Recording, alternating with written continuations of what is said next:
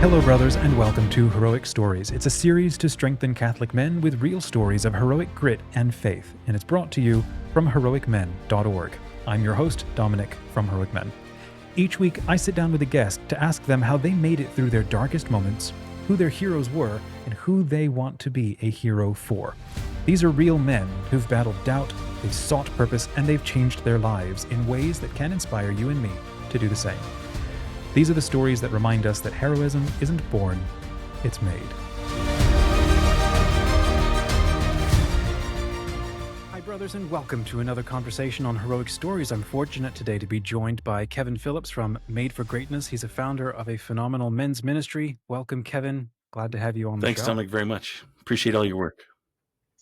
It's my pleasure. We're going to get into, our first question, because I love stories. I love stories from, you ask this question. Guaranteed, men, you ask this question at your next coffee hour, you're going to get a ton of awesome, life-inspiring stories. And so here's my question, Kevin.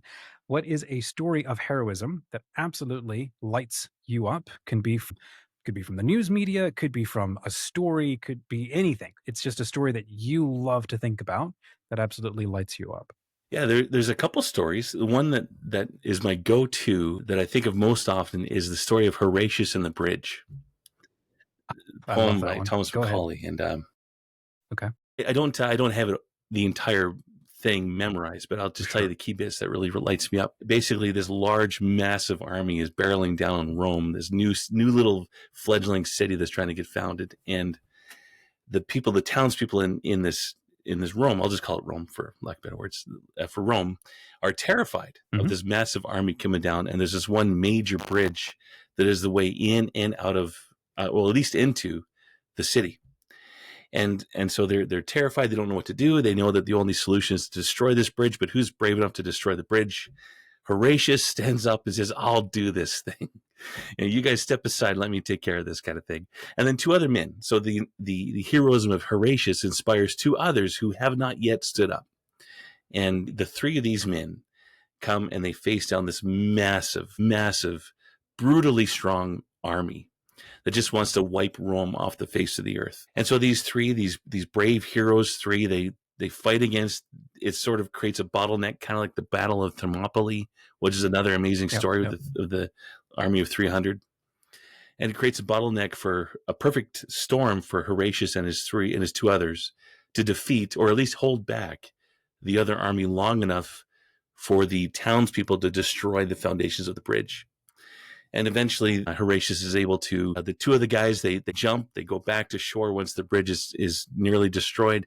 Horatius says, you guys jump back, I'll be fine. I'll be holding off these guys just by myself. And that's just the story. Horatius gets shot in the butt, or at least in the thigh anyway, on his way off the bridge. And he doesn't let up, this guy. And I just find this so inspiring that this man would be facing against all odds against him. There's no logical reason how he would have survived other than just the tenaciousness of his spirit. And just knowing that he's got to do this to save this city. And so sure enough, the story ends with them being successful. So that's my main go-to. There's other ones that I think of often, but that's my main go-to, Dominic. So I want to ask you about the next one that's obviously on your mind in a second. But first of all, how is this not a movie? I know. A huge epic, can't you see it? The poem lists off in lavish detail all of the stats of every enemy and who they are and why it's impossible to stand up against them. It's like, this needs the gladiator treatment. Yeah. Have you seen Oblivion, by the way? The new, it's 10 years old maybe, with Tom Cruise? Yeah, I have. I like that show a lot. Yeah. He quotes that. He quotes Horatio a bunch I forgot about that. in that. I totally forgot about that detail. Yeah. It's been so long since I've seen it. It's really stirring. Yeah. Love that movie. Wow. When was the first time you ever read that story? Or when did it actually land for you and you realize this is a thing I love? Probably a couple of years ago. When I do from our men's ministry up here, we have a annual men's conference, and one year is about the 300. We had a gentleman named Bear Wozniak from Hawaii come in, and so it was around that time that I really kind of got into this poem. I have an English degree, but this poem never ever became anything we ever studied. But that's probably the first time that I'd encountered this thing, and it just stuck with me. I think it's such a great story because there's so many times in our lives where we face insurmountable odds. And whether it is just purely just human tenacity and or probably both, and it's the actual grace of God, this Dunamis that he's given us at our baptisms, this explosive divine power for God You to said act. something What's that? Latin there. What was that? Dunum Yeah, icid? yeah. Something in It's, Latin? it's What a is Greek that? word. For those who No, don't no, know no, man, Latin. don't be sorry. It's a Greek word, and I probably used it too loosely, Yeah. Dominic. Pardon me. But it basically means this explosive, divine, miraculous power that God has given us by the power of the Holy Dude, Spirit. don't use the Greek anymore. Say that. That's awesome. Yeah. Wow. And it's the cool thing about this is that dunamis is that it's the potential to act. It's not this automatic thing that once we receive the Holy Spirit or once we receive all of baptism, it's automatic. It's potential to act in this way. And God craves, I think he craves for you and I to really act within this explosive, divine, miraculous power that he's given us. Yeah. Incredible. Wow. Wow. So is it fair to say that's your Roman Empire? There you go. That'd be it. That's right. There's a movie I've never watched, but there's a quote from it that I absolutely love that goes something like, if I can remember it, sometimes all you need is just 20 seconds of insane courage to absolutely change your life. Oh, yeah. And that song or that poem really is about Yep. that. You know, it's a bottleneck. Here's one opportunity. It's not even Gideon's 300 or Thermopylae 300. It's just three guys in a bridge with, bottleneck. Yep. Okay, what's the other story now? You're on a Well, I don't roll. know about that. We'll see. The other one that I really enjoy reading and thinking about often is from the Vietnam War. I'm a Canadian, and so Canada, as you know, wasn't directly involved in the Vietnam War. But during the Vietnam War, a special military group was established that was classified until the late 90s. And it's, you probably know it already, Dominic, but it's Military Assistance Command Vietnam Studies and Observations Group, otherwise known as MACV-SOG. And these guys did a lot of really amazing things, brave things, I should say, very brave things. I've not heard of any Oh of this. man! Yeah. So these guys were tasked with trying to find the source of the North Vietnamese Army's strength, their supply lines, their supply chains, things like that. And they actually employed Canadians in some of this too. So there's a Canadian element too. Was there a specific reason for it, or they were there and they're really good at it? These guys are the Canadians. Well, like you said, they had Canadians included. Was just because they were on the roster, or there's a specific edge? They had a specific edge. So the reason why they included the Canadians was because of the pardon me, I'm skipping them. It's the psychological warfare aspect that the British allies applied against the German army during World War II. And so because the British allies were so good at this, they wanted to tap into that knowledge that the Canadian military had. So there's two guys in particular, one guy from BC, the other guy, we don't know where he's from, came down in particular to help craft this with the MACV-SOG group. And so what they discovered was that a psychological warfare is most effective when it plays on half-truths or total lies that the enemies already believe. Kind of like how Satan plays on you and I in our woundedness. You know, we've got these little bruises from genuine past hurts and sometimes perceived hurts. And Satan plays on these things to weaken us. And it's like chopping down a tree, these little psychological pieces of warfare, little bits by little bits, chop away at the foundational motivation for the army to be able to be willing to fight when things get tough. So there's some really good guys that came out of this group. And a lot of people say that this became like the foundational for special ops today. One guy in particular is a gentleman named Billy Waugh. He died a couple of years ago. I think it's 2023. Maybe 2024, my ears kind of blend into themselves, but they just did a lot of really, really brave things where they would be faced with insurmountable odds and pull through it. Another guy is Charles Wicklo, whose helicopter was shot down during a botched operation. Everybody had died, and Charles Wicklo crawls away, and he finds himself sort of laying on his back after he's been shot in an opening, and he ends up crawling into a North Vietnamese army encampment, and they're all around him, surrounded completely. And they just leave him there to die, basically. It's sort of a way to bring in the U.S. military to rescue him and cause a trap. At one point, Charles Wicklo, he starts at near death, and he sees flashes of his family and his baby that was just born. And he says, God, please give me whatever energy I need to get out of this thing. And it starts to rain right after that. And he was able to crawl forward out of this sort of circle and entrapment into another clearing where one of his comrades found him, and they ran away. They were able to get away free. But just those are just two little stories. I didn't really talk much about Billy Waugh, but he's a really interesting guy himself. But two really interesting stories of how these men face, just like Horatius on the bridge, insurmountable odds, and just their motivating factor to try and help their fellow countrymen, or try to save a city, or to try to, for the Vietnam War, they're trying to circumvent the rise of communism in the Eastern world. And so laying down their lives for causes greater than themselves and doing it selflessly. These guys received a lot of awards, a lot of it nobody knew about until the late 90s. And it was just almost like a day-to-day thing. Oh, you got another Purple Heart. Oh, good for you. That's great. Everybody got these things, they would say, and none of them really took them as badges of honor, but just sort of a ceremonial thing almost. I mean, I don't want to downplay it, but they certainly didn't boast about it.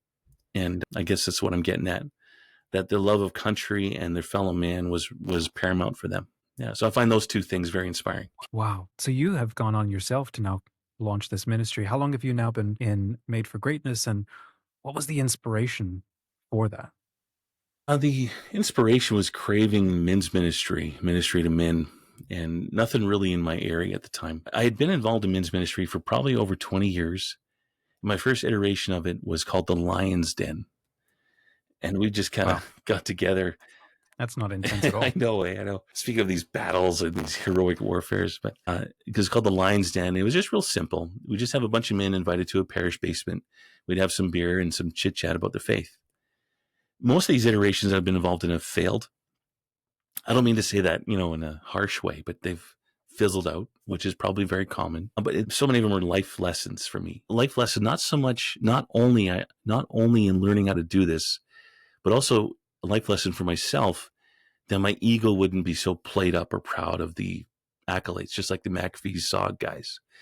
That my ego wouldn't be at play, rather than my service of the heart of Jesus would be at play. So those failures were really good for me in the long run, practically speaking and spiritually speaking. So the Made for Greatness thing started by, I moved to this city 18 years ago, and not really aware of any other men's ministry other than the Knights of Columbus, which, I know there's other fraternal societies in the U.S., but I love the Knights of Columbus. And I think there's a lot of potential there for the Knights. And I wanted to, for the first few years, I was trying really hard to get my Knights of Columbus councils on board with the program called Into the Breach, which I'm sure you're familiar with. Yeah. And none of them were biting. Phenomenal series. None of them were biting. Really? And I was a field agent for the Knights. I sold insurance for the Knights of Columbus for 13 years until I resigned. And so because none of them were biting, I thought, well, if they're not doing this thing, I'm just going to do something for them. And that was the impetus for Made for Greatness. And then they started to get on board. We get roughly, consistently, probably 50 guys on average, sometimes 40, sometimes 60. On average, 50 guys every month. And we have a testimony, a meal, a chance for the men to discuss amongst themselves, and then a holy hour with adoration and confession. And one of my favorite things to see with that is the lineups for confession. I love it. It's so comforting to me to see God moving in their lives, and the fruit of that I can visually measure is all of them are going to confession. At one point, we used to get sort of I don't want to say this in a wrong way to paint the clergy in my area in a bad light, but I would say we need 5 priests. And they'll kind of laugh. Oh, why do you need 5 priests? It's just a men's gathering. Why do we need that? Well, you'll see. Come in, you'll see. And sure enough, we need 5 priests each time, because that helps the men all able to go. It's so neat to see. Yeah. That's amazing. We'll come back later, maybe towards the end of this conversation, to talk more about ministry and how we're, applying all the stuff that is on our hearts and what you're thinking about and so on, because that's a big deal with what we're about. But okay, I'd love to keep understanding more about you. Okay. So second question here is, what was the riskiest or the hardest decision that you ever had to make? Maybe it didn't turn out well, and maybe you look back now and glean a new lesson from it. But in the moment, it was like salt and ashes, and So yeah, what was the riskiest or hardest decision you had to make? Well, probably the riskiest. It wasn't hard. So leaving my career with the Knights of Columbus was a risky decision. And I'd done missionary work most of my adult life since my conversion. I had a dramatic conversion in 1996. And Really? Okay. And I'd done missionary work activity at that time, shortly after that. And then I eventually got married in 2003, and our missionary field became our family, but I still craved to get back in the field. And the more success I was sort of in sales, I was sort of in the middle, but the more success and accolades that I'd received as a field agent with the Knights of Columbus, the less I wanted to do it and the more I wanted to get back into missionary work. And by 2022, I was finished. It was at that time, I was the sole income earner for our family, and we needed income. I mean, obviously, but the economy in Canada was probably on the way down. Logically, not a great thing to do, and it's still on the way down. But so in 2022, I decided internally, Lord, I believe that this is where you're calling me, confirm things. And through a series of confirmations from other people, and my wife and I eventually felt that this was the right thing to do. And by the end of 2023, I'd formally resigned from my position as a field agent with the Knights and founded our ministry called Boats on Fire. And based on the idea that you burn your boats. If you want to do something successfully, you burn your boats and you don't look back. The Chinese war general, Sun Tzu, and Okay. Alexander the Great, the Greek explorer and adventurer. Oh, wow. I didn't know those two examples. I'm thinking Well, yeah, Cortez. and Cortez, sure. And even St. Brendan of Ireland. Oh, did he burn Yeah, his man, boats too? his St. Brendan was cool. So I'll just focus on St. Brendan. Yeah, so you're playing life on another level compared to like the Oh, rest I of don't know about us, that. plan B and stuff. So all of these guys would say, so Sun Tzu, for example, I'll just talk about him first. He would say, if you want to advance, for him, warfare was total annihilation. There's no holding back, nothing. So as you advance, you burn your boats, so you don't look back. There's no comforts. And as you advance further into the territory, you smash your cooking pots and you destroy the bridges. You kick out the ladders from underneath you. So there's literally nothing holding you back from moving forward in service of the cause. Alexander the Great was the same thing. He destroyed his boats, advancing forward in service of the cause. And Cortez, of course, same thing. Once they saw the brutality of the Mexica in front of them and the beauty of the cultures too, there was this really hard dichotomy that they ran into at that time. He saw the fear that some of his soldiers and some of his men had. And so he ordered his boats to be destroyed so they wouldn't look back, that there would only be conquering going forward. That's a whole other ball of wax we could talk about later. But St. Brendan, I don't want to forget about him. That's probably closer to our story of calling our ministry Boats on Fire. So St. Brendan, him and his cohorts would set into a boat and lift the sails up without any direction and just say, Lord Jesus, lead me wherever you want me to go. And so their boats would sail across the ocean or across a peninsula. Wherever they would land, they would burn their boats. So they would do nothing but proclaiming the gospel of Jesus. There's legend actually that says that St. Brendan founded America, or found, not founded, but discovered the land of America early on. And that's certainly our ministry's goal. Our ministry is to burn the boats so we can proclaim the gospel of Jesus without holding back. That as we advance on the shoreline, from the shoreline, we become empowered by this miraculous and explosive divine power of God to really proclaim his gospel throughout the land without holding back. So that was probably the riskiest decision, but it wasn't the hardest. It was probably harder for my wife than it was for me. I had 13 years of mulling this around as a field agent with the Knights, learning how to, every little conference I went to, it was like, oh, this will be great in applying this to preaching the gospel, or this method would be great for building up your own ministry, or this is a great way to market things. And even still now, when I contact bishops who don't know me from Adam, which is fine, I still do what we would call in the Knights a pre-approach letter, followed up with a phone call. So I send the priest, bishop, a letter, handwritten, with a handwritten signature, handwritten envelope, and then I call him a couple of days later, and it warms up the cold call a little bit. So anyway, I'm rambling a little bit, but yeah. Now, can I ask then about the hardest decision and maybe what you learned or what emerged from that?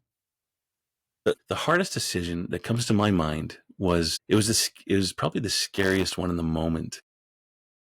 Really? It was life-changing, but it was just an instant. Years ago, I was part of a ministry that took kids in the mountains, in the Rocky Mountains of Canada, and we called it Catholic Adventure Ministries. We took them in the mountains, taught them survival and catechism. We would be preaching the gospel with them. It was my first time ever climbing mountains, and we hiked up the easy way. Well, it wasn't easy, but we hiked up. We were able to back up, or a mountaineer up. And when we got to the top, we just kind of had this point to rest. And I asked the leader, who was the main organizer of everything, where his friends, and I said, "Okay, this is great, man. Thanks for bringing us up here. This is amazing. The boys love this. How are we going to get down?" We literally see all the mountains all around us. There's no flat land anywhere. There's nothing but sheer cliffs all around us. I don't even know how we hiked up there. And he says, "We're going to go that way." And he pointed, and it's literally a sheer cliff. And I'm thinking, what? We're going that way? What do you mean that way? There's nothing that way. And he said, "Yeah, we're going that way. Don't worry, it'll be fun." And in this interiorly, I was freaking out. I was ready to swear. I was angry at the guy. Like, how dare you bring these kids up here? We're all gonna die. And and he just knew this stuff. He grew up in the mountains all his life, and he was like, "No, Kev, come on, man, it'll be fine." So I remember watching the guys. I kind of bravely said, "Don't worry, boys. You go first. I'll follow you. I got your back." But really, I was letting these teenage boys run to their deaths before I ever thought of it. And so I remember standing at the edge of the cliff and looking down. Is probably 12 feet down. Mind you, I'm 6'2" in height, so in reality, it's probably only 5 or 6 feet. But it looked like it was the plunge of death. And I remember just Brian's voice saying, "No, come on, man, don't worry, just jump." And so I jumped, and it was an amazing experience. We did what we would call scree running on the broken bits of rock.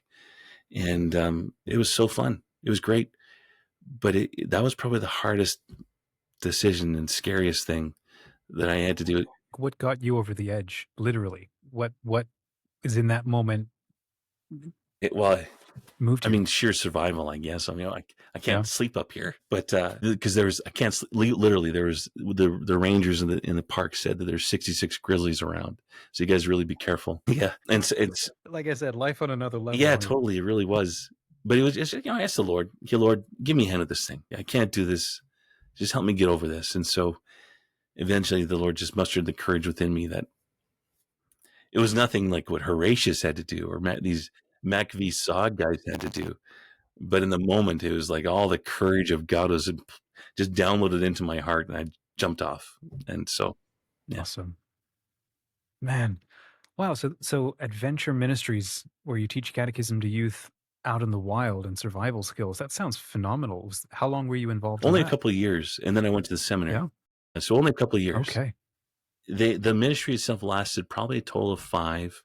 But it sort of moved into this. It sort of morphed into this program that Regnum Christi uses called Rivendell, or it used to be called Rivendell. Okay. I can't remember. They had to change the name because of its connection to the Lord of the Rings. But and so they do something. It's not similar, but it's similar kind of vein for young men in Alberta's Rockies, or Alberta's backcountry. What are you doing today then with the goal of Made for Greatness? It's your men's ministry, but you've mentioned the success of the men lighting up and lining up for confession. Mm-hmm. And what's your dream for Made for Greatness? I really feel like the Lord wants a fire on this earth, and I really want to try and set these men on fire. Just on fire with the Holy Spirit and allowing God to really move in power in their lives. To build up the local church, to save their families, to save their souls, these men's souls at the very least. But I don't want to rest just on pure salvation. I want this to ripple into the lives of their families and their parishes, and really just set this land on fire with the Lord. I want their lives to be transformed. And certainly there's also a selfish goal of myself personally, wanting a deeper connection and fellowship. And the men that come, Dominic, these men are good men. I mean, there's good men everywhere. I don't mean to say that Regina, Saskatchewan has exclusive rights to good men, but these guys are really good men. And I'm very inspired by being with them and serving them. It's great. It's great that we have 50 guys on average every month, but I gotta remember in my head, it's the Lord's work. Whether there's 2 guys or 1 guy or 50 or 60, really doesn't matter. What comes down to is the heart of it is, am I actually advancing the kingdom of Jesus and the lives of these men, and through them, by extension, in the lives of their children, their wives, their parishes, their communities. That's much more important than having a big number. So it's not really a tangible, action business oriented goal, but in general, that's what I would say is my spiritual goal at the very least, to advance the kingdom of Jesus in the hearts of these men. Thank you. Yeah. Well, I'd like to keep understanding you better, like I said earlier. So your heroes, who are the people, and maybe they've evolved or changed over the years, but if you were to look, so I like to throw it down, you can't play the God card. Right. So who are men that you admire, maybe you wish you could be, or you've tried to emulate over the years? Who are those people? I think there's two guys that consistently come to mind, and I hope it's not part of the God card, but Elijah, the prophet. Okay, fine. That's a good I one. like him a lot, and I pray through him a lot. But practically speaking, here on this planet currently is a gentleman named Jim Murphy, or James Murphy. He's a good friend, solid mentor, and just probably the best kept secret in the Catholic Church. This guy's amazing. You wouldn't hear him on the speaker circuit, but he's demanded all over the world. And just the practical wisdom that he has is purely transformative. I currently serve with him in Mexico City through Renewal Ministries, and that's based in Michigan, where Jim happens to be from. And Renewal Ministries has said that the mission to Mexico that we go is probably their strongest place for discipleship and formation, that the people that they send on this mission that they experience. And it's a testament to Jim's skill as a mentor, a teacher, a man with apostolic vision. And that's somebody that I look up to, and I'm very honored to call the guy a friend. The guy's such a good man. Amazing. Could you identify one thing that you admire most about him? I really admire, he's got a truly a servant heart, where he really seeks to build you up. And I know that there's probably thousands of men just like myself who've been somehow connected to him over the years, that he's truly entered into this mission of discipleship with me, to really get into the trenches with me, and my hardest sins, my weakest virtues, and really try to build me up as a man from the inside out. And he's sold out for the Lord. It's so palpable. So those are some things I would say about him in general, but phenomenal man. Yeah. Yeah, those are rare virtues, aren't they, to find in men today? Absolutely, especially journeying through the trenches. So many of us treat ministry as like a thing that to do, getting a notch on your belt, getting 50 guys as your men's group every night. It's like a goal, rather than the thing that matters is just like what Jesus did, the good shepherd, running out, leaving the 99 sheep to find the one. And these people like Jim, who really dive into the trenches with others, who are really willing to get mixed in the dirt and the grime and the blood and the sweat of everyday life. Those guys are really ones that advance the kingdom of the Father. Those guys are. Not so much the guys with the flashy ministry, the great, always looks 100% polished, sounds polished. It's not so much those guys. It's the ones in the trenches that don't charge anything for things. They're not doing it. We were trying to do a men's conference here, and had a gentleman back out that it really sounded like he wouldn't come because we're only going to get 60 guys. He wanted more than 60 guys. The speakers like that are a dime a dozen. I think it's just the men who are really willing to journey with others in the trenches, I think, is what counts. That's incredible. I just learned this quote from, the late Holy Father, Pope Francis. He had this line I'd never heard of before, which I thought is beautiful, where he says, what is it? It's hard to think of yourself as better than somebody else when you're holding their dirty feet in your hands. Yeah. And you're washing Absolutely. them. My goodness. What a way to live. Say more about Elijah. I've not slowed down to spend a lot of time thinking about him beyond these epic stories in the Old Testament. What is it about him that calls to you so constantly? His sold out lifestyle. So I'm convinced that Elijah's apprenticeship began years and decades prior to his emergence on the public sphere. He didn't just fall out of a tree one day. I mean, the scripture kind of seems like scripture almost says that, there's nobody, and they'll there's Elijah. Look at that guy. Oh, he does these amazing things. But there's something about Elijah's spiritual life that he entered into the heart of God in such a transformative way that his very life transformed the world around him. So I'm intrigued by that this guy lived within this divine power, miraculous power of God that you and I have full access to because of our baptism.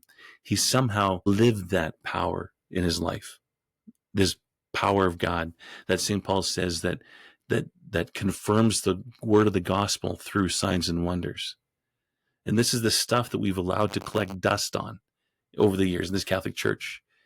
You know, some people might say, well, that Kevin guy sounds too charismatic. He's one of those charismatics. And it's not at all the case. You and I have every iota of power from God to advance his kingdom, just like Elijah did, through these signs and wonders that God himself deigns to do through us. And we somehow relegate it to, that's just limited. That Dunamis, those Corinthian gifts, all of that stuff, that's just for the early church.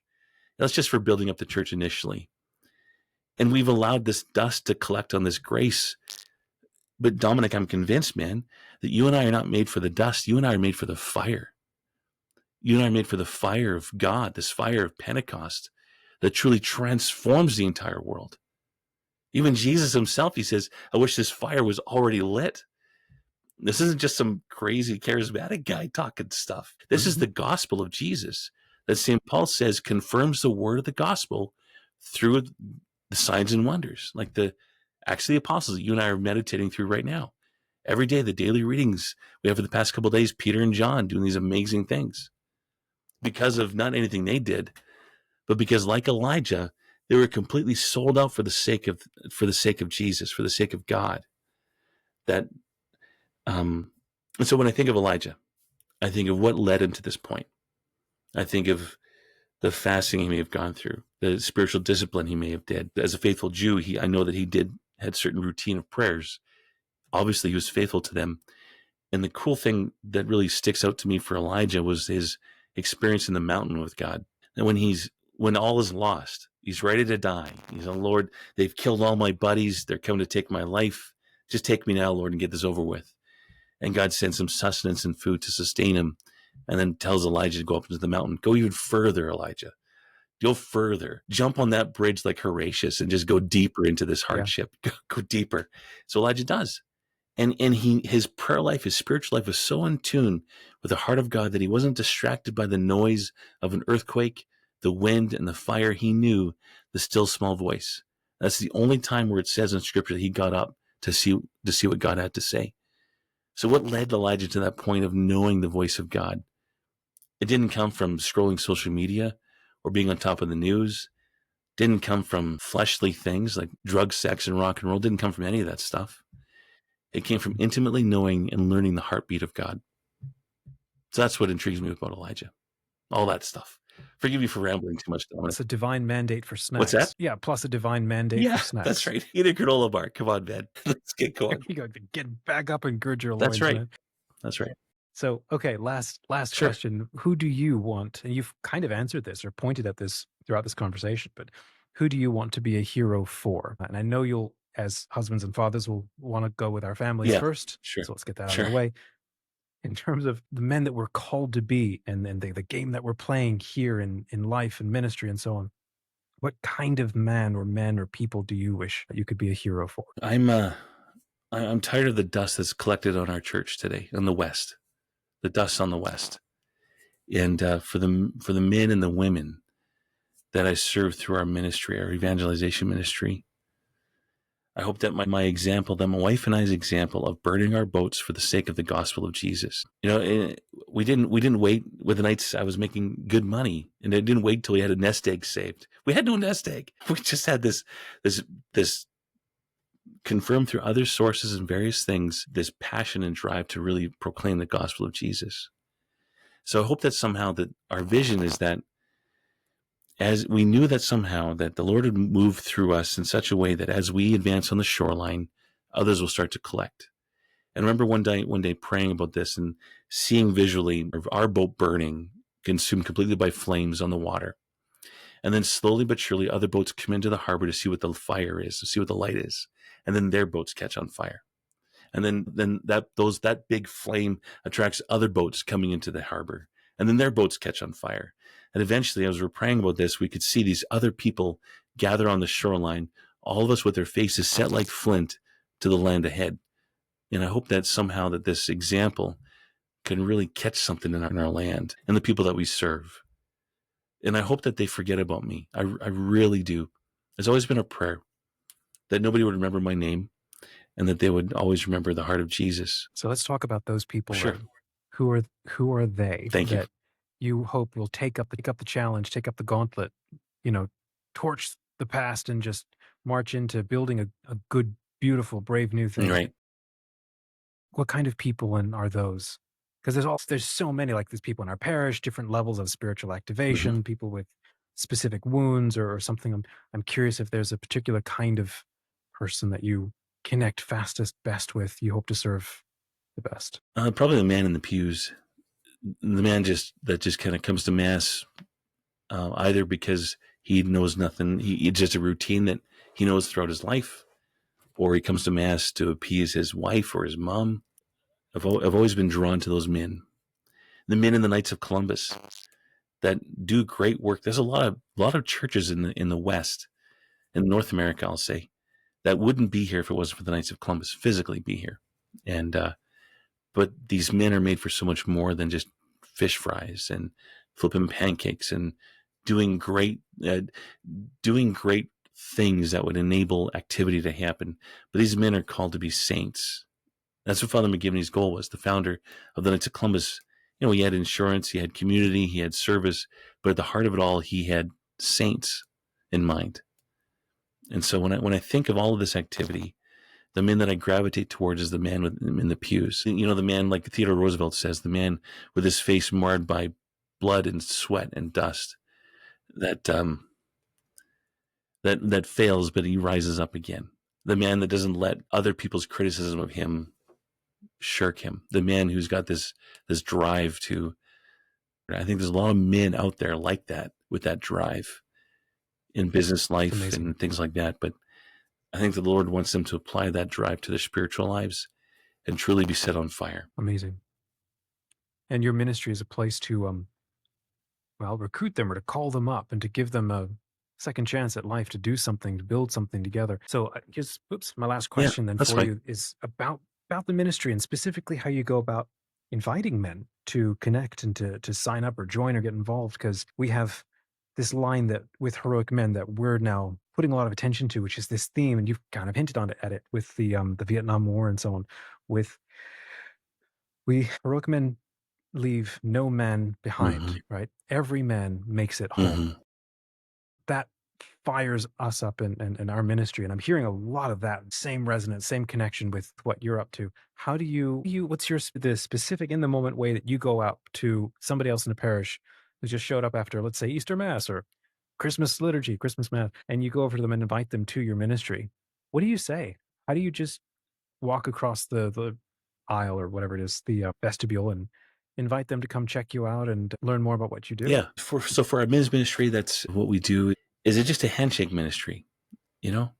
Just go up there and shake their hand. Say, "Hey, my name's Kevin. We've never met. I don't recall meeting you.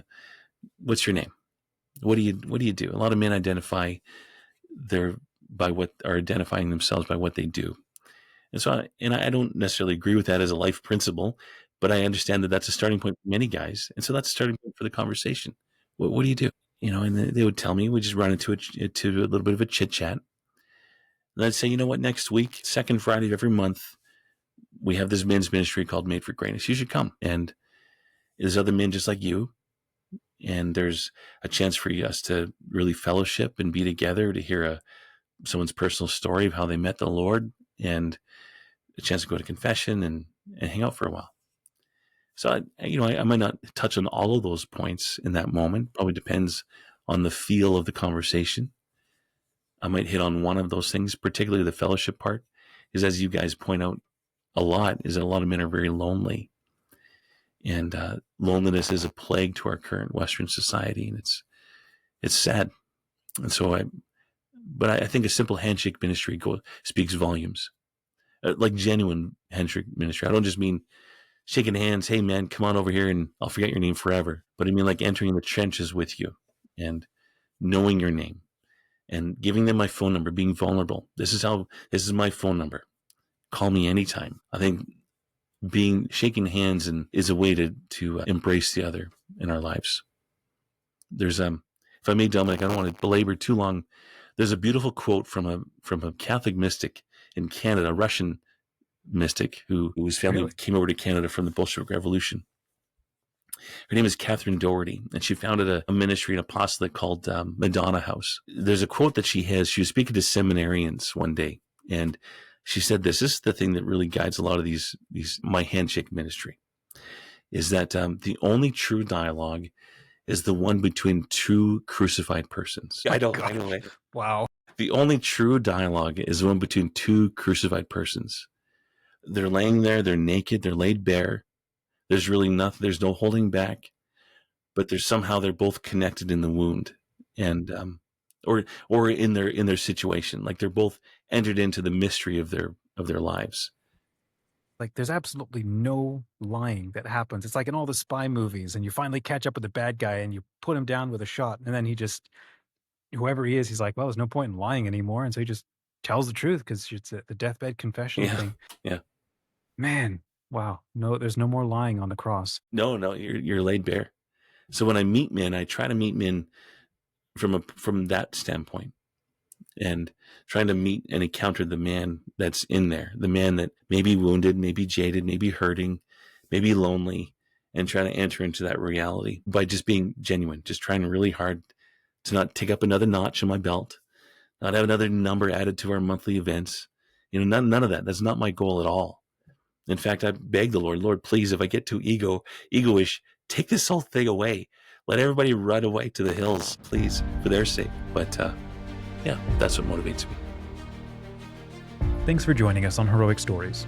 If this story connected with you, send it to someone. And if you want to chat with us about anything that we've said, head on over to our community at heroicmen.org. We're here for every man out there who feels they're made for more, has the faith to step up, and doesn't know what to do. Come and share your journey with us. Can I share something about a group of men like you? The Heroic Men app is powered by an alliance of supporters. They step up so that others can access life-changing content and community at no cost. Right now, there's another man out there who needs stories and content like this. Maybe he can't even afford a bus fare to Mass. Maybe it's a teen questioning if he matters at all. And maybe it's a father searching for real brotherhood. Your $5 a month covers his ability to access this content. One more soul reached, one more life changed. $5 a month, that's it. If you can, consider paying it forward today.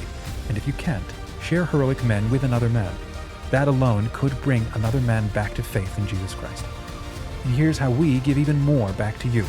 Every donor is welcome to join an exclusive group inside our online community.